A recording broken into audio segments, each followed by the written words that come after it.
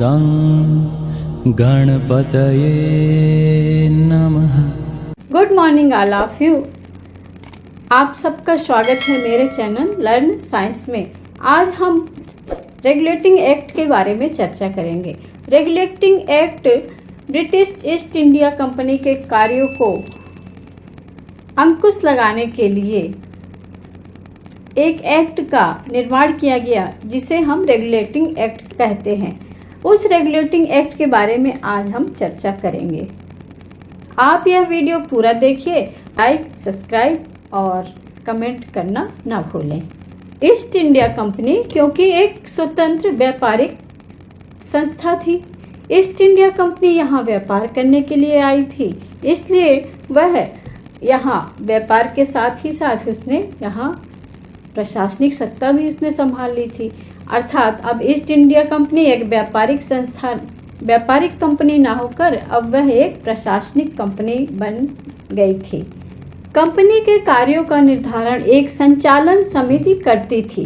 तो संचालन समिति ही अपने कंपनी के कर्मचारियों को नियुक्ति करती थी और वही ये जो संचालन समिति थी यही अपने कंपनी के जो कर्मचारी होते थे उनके कार्यों की देखभाल करती थी।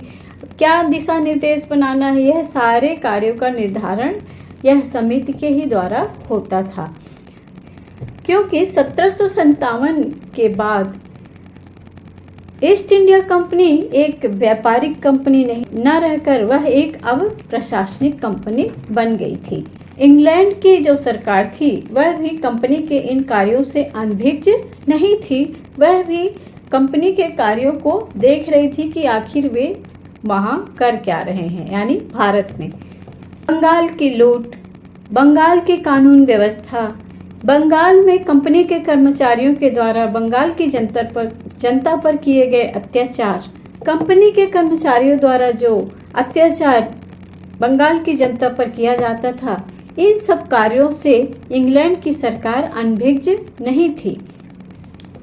बंगाल में दोहरे प्रशासन की व्यवस्था ने किस तरह से वहां की रहन सहन को पूरी तरह से तहस नहस करके रख दिया था। वहां की जनता बेहाल हो चुकी थी और इस सब की जानकारी इंग्लैंड की सरकार को थी।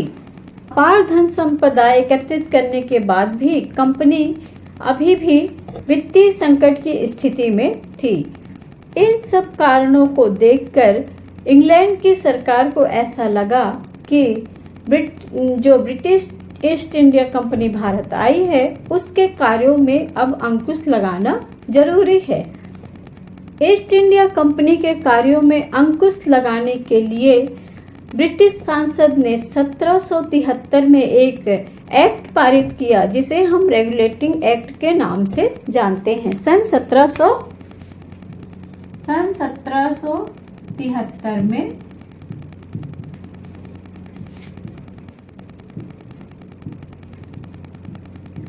British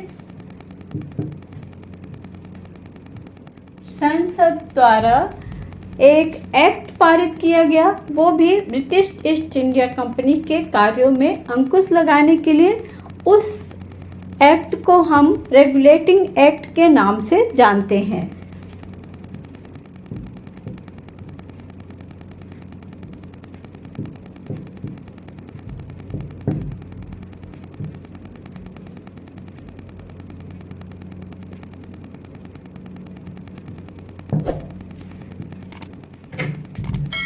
British East India company के कार्यों में नियंत्रण या अंकुश लगाने के लिए ब्रिटिश सांसद ने 1773 में एक एक्ट पारित किया जिसका नाम रेगुलेटिंग एक्ट पड़ा। रेगुलेटिंग एक्ट के प्रमुख उद्देश्य क्या थे, आखिर इस रेगुलेटिंग एक्ट को क्यों लगाया गया?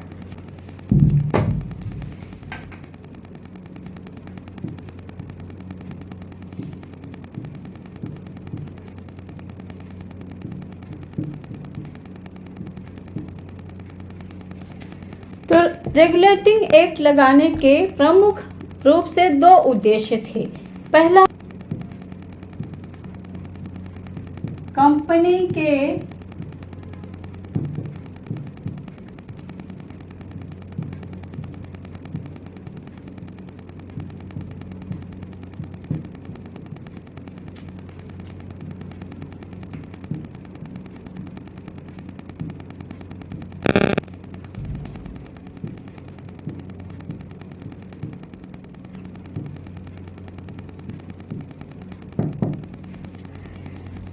रेगुलेटिंग एक्ट का प्रमुख उद्देश्य पहला यह था कि कंपनी के जो संगठन में दोष है उनको दूर करना, और दूसरा उद्देश्य था कि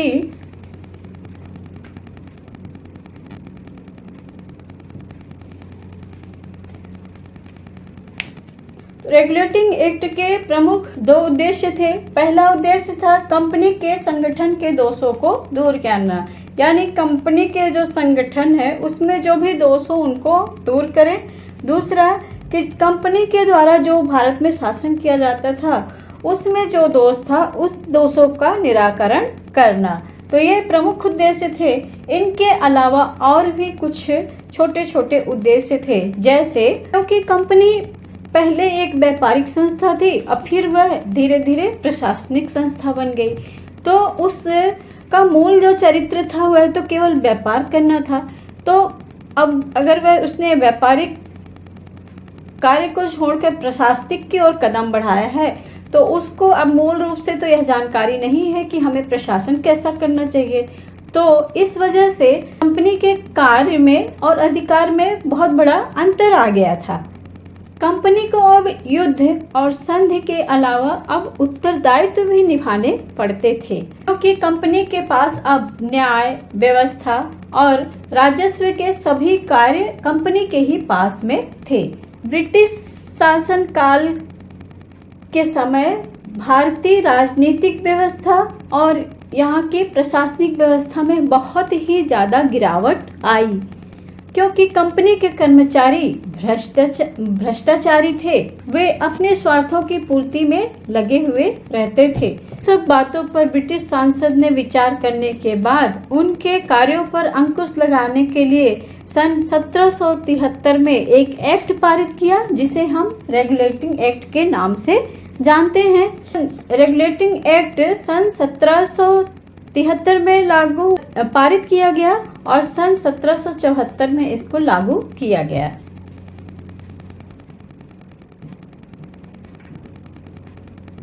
रेगुलेटिंग एक्ट के प्रावधान। रेगुलेटिंग एक्ट में अनेक प्रावधान रखे गए, जिसके अंतर्गत एक प्रशासनिक ढांचा तैयार किया गया, क्योंकि अभी तक बंगाल, मद्रास और बम्बई की जो प्रेसिडेंसी थी वह स्वतंत्र रूप से अपना कार्य करती थी। वह रेगुलेटिंग एक्ट के नियम के तहत इनकी स्वतंत्रता भी समाप्त कर दी गई। बंगाल का भी गवर्नर जनरल बना दिया गया, मद्रास का भी गवर्नर बना दिया गया और बम्बई का भी गवर्नर बना दिया गया। और जो गवर्नर होता था उसकी सहायता के लिए 4 सदस्यों की एक समिति बनाई गई। रेगुलेटिंग एक्ट के प्रावधान के अंतर्गत जो गवर्नर जनरल होता था उसे सैनिकों का और असैनिकों का हर जगह का स्वामी बना दिया गया था। गवर्नर जनरल को ही युद्ध करने के और संधि करने के अधिकार दे दिए गए थे। गवर्नर जनरल और उसकी परिषद पर संचालक समिति के द्वारा नियंत्रण रखा जाता था। इस अधिनियम के तहत कलकत्ता में सर्वोच्च न्यायालय की व्यवस्था की गई और इस एक्ट के तहत कंपनी के कर्मचारियों को वेतन की व्यवस्था की गई और उन्हें उपहार या भेंट लेने के जो भी नियम बने थे उसको बंद किया गया। इस तरह से रेगुलेटिंग एक्ट का प्रावधान बनाया गया। अब रेगुलेटिंग एक्ट में कमियां क्या थी, आखिर उसमें क्या क्या कमी थी? तो क्योंकि ब्रिटिश संसद के द्वारा ब्रिटिश ईस्ट इंडिया कंपनी पे लगाया गया यह पहला अंकुश था। ये जो रेगुलेटिंग एक्ट पारित किया गया था यह ब्रिटिश कंपनी पर लगाया गया प्रथम अंकुश था, जिसके द्वारा ब्रिटिश ईस्ट इंडिया कंपनी पर ब्रिटिश संसद के द्वारा प्रतिबंध लगाया गया। क्योंकि रेगुलेटिंग एक्ट ब्रिटिश संसद के द्वारा ईस्ट इंडिया कंपनी पर यह पहला हस्तक्षेप था। वह पहली बार ब्रिटिश संसद ने कंपनी के कार्यों में हस्तक्षेप किया था। रेगुलेटिंग एक्ट के द्वारा कंपनी के कार्यों में सुधार की गुंजाइश आंकी गई थी, किंतु ऐसा संभव नहीं हुआ। रेगुलेटिंग एक्ट इसलिए लगाया गया था कि ब्रिटिश ईस्ट इंडिया जो कंपनी थी उसके में सुधार हो, किंतु सुधार की जगह उनमें रेगुलेटिंग एक्ट में क्या क्या कमी थी वह सामने आने लगी। गवर्नर जनरल जो होता था, पहली जो इसकी जो कमी थी उसमें जो गवर्नर जनरल होता था तो वह और उसकी परिषद आपस में ही ये झगड़ते रहते थे। कोई भी निर्णय ये यथोचित सही समय पर नहीं ले पाते थे। अर्थात जो गवर्नर जनरल था उसकी स्वतंत्रता समाप्त हो गई थी और जो सर्वोच्च न्यायालय की स्थापना कलकत्ता में की गई थी उसका अधिकार क्षेत्र कोई निश्चित ही नहीं किया गया था। जो गवर्नर जनरल था उसको पूरी तरह से और अधिकार नहीं दिए गए थे। इस तरह से ये सारे दोषों के कारण रेगुलेटिंग एक्ट बनाया तो गया था ईस्ट इंडिया कंपनी के कार्यों में सुधार लाने के लिए, किंतु सुधार न होके ये उसके दोष सामने आने लगे।